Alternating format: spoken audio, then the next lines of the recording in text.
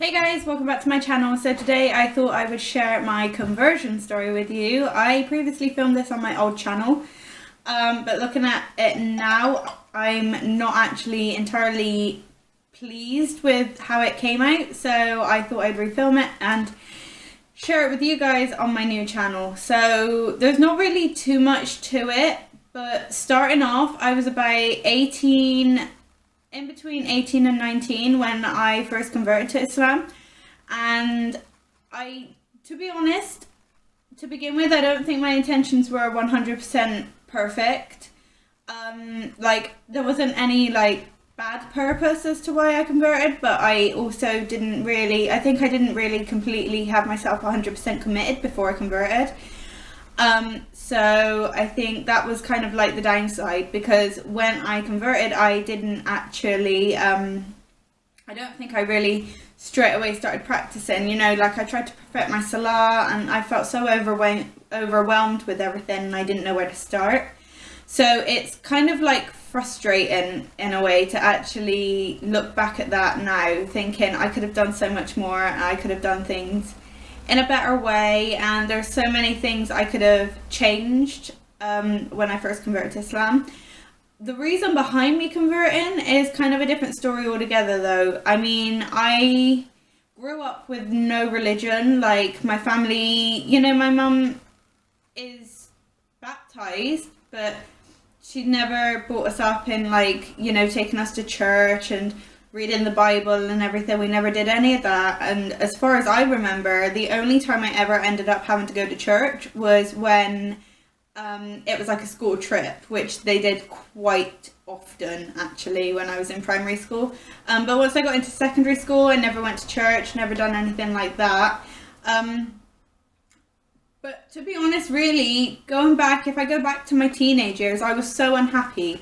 I struggled with depression through my teenage years, through the ages of 15, 16, 17, which I think I might have mentioned in a previous video, I'm not sure. And when I left school, I went to sixth form for a year, which is like A-levels, for those of you that don't know, if you don't live in the UK or something. I didn't go to college or uni or anything. I done 1 year in A-levels and I hated it so much, because previously I got bullied all the way through secondary school, from year 7 all the way till year 11, and then it was the choice of going to college or to go and stay in sixth form. And I thought staying in sixth form would be a good idea for me. I didn't feel like I was ready to go to college and go through the same crap that I had gone through all the way through secondary school. At least at sixth form, I would know people because I was still in the same school. I would know people that, were my friends throughout the years. But unfortunately, I didn't actually enjoy that too much. I ended up getting a part-time job, working in a takeaway just around the corner from me. And the people in there, they're lovely, mashallah. They are Muslims. My bosses, I've got 2 bosses. And the manager as well, they're all Muslims, and alhamdulillah, they have been so good to me, and they treated me like a normal person. And it was the first time when I started working there, it was the first time I felt kind of like it was okay to be me, and it was okay for me to not be perfect and to not look great and everything. And I don't know why, I just felt happy in their presence. Even when I wasn't working, I would want to go in there and spend time with them. At this point, I didn't know they were Muslims, but I just kind of wanted to spend time with them. They kind of made me feel confident in myself. I was really shy when I started working there, very, very shy. And they really helped me to grow as a person. They made me feel very confident. Because when I first started working there, I wouldn't even speak to the customers. I would sort of take the order and I'd be staring down at the till constantly, which is kind of bad. But I was really shy just because of everything that I'd gone through in secondary school. Everybody had made me scared to approach anybody, to be able to talk to anybody, because they bullied me so much. They put fear into me that, you know, I couldn't get rid of, I couldn't shake. And unfortunately, it led to me, you know, I just said it led to me being depressed and self-harm and everything. And obviously I regret all of that, but at the same time I can't take it back. But being in their presence and them giving me confidence and making me feel good about myself and making me feel happy kind of started my journey towards Islam. I call him, he is like my brother. He really is like my brother. He's looked after me so much since I've been in there, alhamdulillah. I'm still there now, so I've been there for 7 years. But he's looked after me like he's been a big brother to me. He started showing me things in Islam, not like forcing things on me, but he started like, you know, telling me things about the Quran, and he would like, just the way their mannerisms were, like, you know, they were very polite, they were friendly, they were never rude to anybody. They treated everybody like individuals. They didn't treat them, you know, like, they didn't ever shout at me, they never told me off, they never really like done anything that would make me think, oh, they're not nice people. You know, so when the brother, his name's Sadiq, when he started telling me things about Islam, it got me a little bit more interested in actually wanting to see what it was about and explore it myself. So I did a little bit of research. I didn't do too much, I'm not gonna lie, I didn't do that much research into it. And you know, he kept telling me things and, you know, making things easy for me to understand and simplifying them. And it did occur to me that a lot of the things that he would say were similar things to what we'd already been taught in school. You know, in primary school, I used to hate religious studies in primary school and secondary school. I hated it. I never used to listen too much. But I do remember like vague stories of what we were told in school. And it did occur to me that everything that I'd actually been taught that had been, I don't know, I guess in the Bible, in, you know, the Torah and everything. Obviously, not all of that is the same as what's in the Quran. But a lot of the stories were very similar. They had a lot of similarities, and there was a lot of stuff to back up, you know, what it says. And there's a lot of evidence to back up everything that is written. So I decided that I would look into it a little bit more, and then the brother one day, he said to me, you know, do you believe that there is a God? And I said, yes, I do, because I'd never believed that before. I was always like, nah, there can't be a God, there's never no God. And I was like, yeah, no, I do. And he was like, do you believe that Prophet Muhammad was his messenger? And I was like, well, yeah, I do. And, you know, he said that also you can't be a Muslim without believing in Jesus Christ, peace be upon him. Like, everybody said, like, everybody thinks that in Islam, we don't actually believe in Jesus. The thing is, we don't believe in Jesus as God or as the Son of God. We believe in Jesus as a prophet, as a messenger to God. So, you know, he was like, you know, you can't believe in Islam if you don't believe in Jesus Christ, peace be upon him. And I was like, well, you know, I do believe in him. And that's the one person that you'd always hear repetitively over the years, you know, over in primary school and secondary school, is Jesus, Jesus, Jesus. And, you know, I was like, yeah, I do believe it. And he was like, would you want to take your shahada? And I was just looking at him like, my what? My what? I have no idea what that is. And he was like, basically, you just take it to, you know, say that you believe in Allah and you believe in his messenger and you believe in all of the prophets. And I was like, yeah, okay. So we took the shahada. And, well, I took the shahada, should I say. And to begin with, obviously, like I said, I knew bits, but I don't think I went in there wholeheartedly, the way that I could have done it. Like, I could have learned a little bit more and then took my shahada, or I could have put a bit more effort in after I took my shahada. So, like, I was a little bit stuck after I took my shahada. I was like, well, what now? Like, you know, a few days went by and I was just like, what now? What do I do? Like, what's the difference? And then it was like, I need to start doing salah, and I need to start learning things about Islam, and I need to start learning the basics, the 5 pillars, the fundamentals of Islam. And my voice is going. And I was just like, well, I kind of need to actually like learn a lot. And then I felt overwhelmed with everything. So it was kind of hard for me to just get on with things. I started doing my salah. That was probably the first thing I done, but to begin with, my intention probably wasn't great, because every time it got to the salah time, I was like, oh, again, I got to do it again. Which obviously that's a bad thing. You shouldn't actually have that thought. You should be thinking, yes, salah, it's time to do salah, it's time to worship Allah. But that wasn't my intention, actually. My intention was to just get it done, over and done with, which is bad.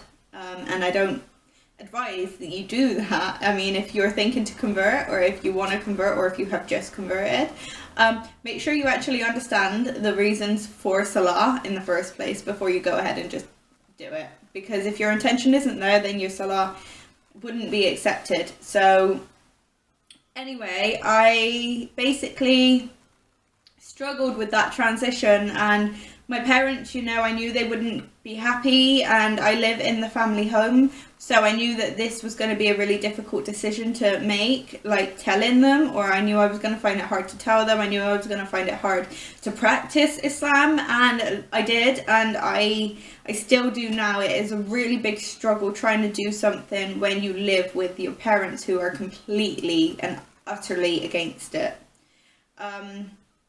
You know, my dad, he doesn't live with me. I live with my mum and my stepdad. My dad, I was recently actually telling him I wanted to get a new job, and he said, why don't you go and work in a pub? In a pub. So yeah, that shows a lack of understanding with my family. They really don't like it. They really don't like me to wear hijab. They say, like, when I first told them, they were like, you know, if you're going to carry on practicing this religion, you are not going to be living in our house, and all that. And you know, they were really horrible to me, and I lost a lot of connections with them that I'd had before. You know, like me and my mum were kind of close, and then we really drifted apart because of this, and I find it very, very difficult to bounce back. So I unfortunately went down on that depression side, which shouldn't happen, especially in Islam, but it does. And if you want a separate story on that, then I don't mind filming that one for you. But I went back to depression, I went back to being unhappy, back to crying all the time, back to being really low, and I couldn't pick myself up. And then one day I went to work, and the brother said to me, you know, it's Friday, it's the day of Jummah, do you want to go to the mosque? And I'd never been to the mosque, and this was like a year and a half after I'd already converted. And I was like, you know what, yeah, I will. And we went, he took me, and unfortunately he didn't introduce me to anybody. So me having that fear of meeting new people, and me being really shy and scared to meet new people, he basically showed me the door for the sister's side and just said, right, I'll see you later. And I literally panicked so much. I broke down in tears. I was like too overwhelmed. I was scared to go in. I was like frightened. What are these people gonna think of me? And it was ultimately the worst day of my life, because I went into that mosque. It should be the best day going into the mosque, but that was the worst day of my life, because I broke down, and I was like, I can't take this anymore. I can't do it. And then, alhamdulillah, a lovely sister, she found me, actually. She came out, she found me, and she, you know, took me into the kitchen, and she tried to calm me down. She started talking to me, and, you know, she was like being really friendly with me. And after that we ended up meeting up later that week and having a coffee and having a chat. and alhamdulillah, she became one of my close friends just through that worst day in the mosque. Was probably one of the best days as well, because I met Anila, and you know, I managed to actually get some support off of her. She helped me to learn things that I didn't know, and I didn't know where to start, so she helped me with that. And I had the brothers at work who was really good with me, and they were showing me, you know, how to do the salah and teaching me these things, and telling me, you know, Surah Fatiha, and teaching me Surah Fatiha. And you know, it was a really big struggle for me to actually get on track, and I still have up and down days, and I feel really bad about that, and I actually kind of want to cry about that. I have up and down days, you know. I do go sometimes right down to the, like, my imam is like right at the lowest possible place it could be, and then some days it's really high. So you know, it's not easy to convert to Islam. It's not easy to follow a different religion, especially when it's so far away from what you've believed and done your entire life. So, I mean, I'm sorry I kind of rambled on a little bit. That's pretty much my conversion story. If you want to ask me any questions, leave them in the comments down below, and I will actually make a separate video for you guys. In other news, I'm actually going to start a new thing on my channel, which is going to be helping reverts or converts to Islam. I'm going to be teaching, you know, fundamentals, like, you know, where to start, for starters, because that is the hardest thing. Like I said, I felt really overwhelmed with everything, so I'm going to do a new series. Let me know what you guys think about that and what you want to see in that series. But it's going to be like, you know, where to start, how to do the salah maybe, or like the 5 pillars of Islam, you know, the first pillar for one video, second pillar, and so on and so forth. I was thinking to actually do tajweed on here. Alhamdulillah, I've had the opportunity to do a tajweed course, and you know, I was thinking to help with that, because I know there's not a lot of sisters out there that teach tajweed. So let me know what you guys think about that one. If you want to see more videos, then give this video a thumbs up, and don't forget to subscribe to my channel. You know, where I will be posting videos. I'm trying to post 2 to 3 times a week, inshallah. So keep your eyes peeled for those, and I will be leaving my links down below for my social media, like my Twitter and etc, etc, which you guys can go and follow me over there, and you'll see pop-ups of when my videos are going to be posted. So that is pretty much everything. I probably have forgotten. I also might do a video on what my parents actually, you know, how to deal with telling your parents you're following Islam, because I know not everybody's parents are understanding, and mine certainly aren't. So let me know what you guys think about that one, and stay tuned for my next video. So I hope you guys find this useful, or you know, kind of you get to know me a little bit more. So take care, inshallah, and I'll see you guys very, very soon. Bye.